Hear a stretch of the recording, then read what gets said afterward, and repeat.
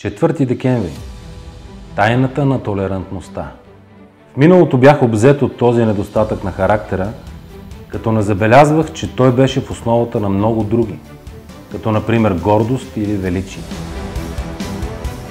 Нетолерантността ми пречеше да разбера, че бях такъв, само защото непрекъснато забелязвах недостатъците на другите, критикувах ги и смятах, че съм повече от тях. Бях неспособен да се вгледам в себе си и да призная колко несъвършен съм аз.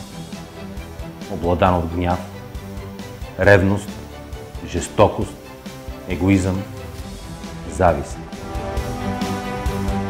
Днес знам, че тайната винаги е била това да се науча да обичам. Свидетел.